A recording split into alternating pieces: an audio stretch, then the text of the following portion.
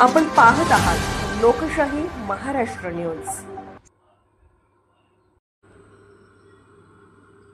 माजी आमदार श्री बच्चू कडू यांच्या यशस्वी लढ्यामुळे समस्त दिव्यांग बांधवांच्या चेहऱ्यावर उमटले हास्य।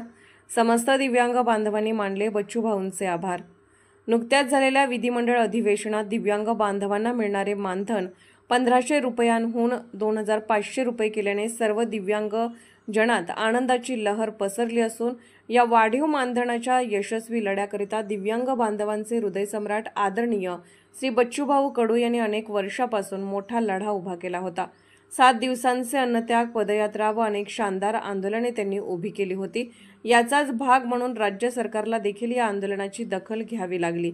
एकीकडे विधिमंडळाच्या आवारात प्रतिष्ठेवरून आपापसात भांडणारे विद्यमान आमदार, तर दुसरीकडे दिव्यांग शेतकरी व शेतमजूर याकरिता आपल्या प्राणाची बाजी लावून साहसी आंदोलन करणारे माजी आमदार श्री बच्चूभाऊ कडू हे चित्र निश्चितच विद्यमान आमदारांकरिता दाखलनीय आहे असेच म्हणावे लागेल।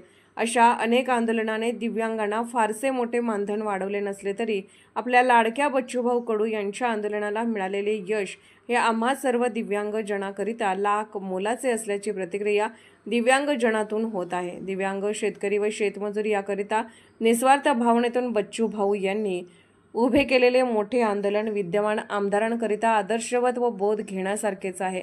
दिव्यांगांच्या वाढीव मानधनामुळे त्यांच्या चेहऱ्यावर लपलेले हास्य पुन्हा निखळपणे उमटले आहे।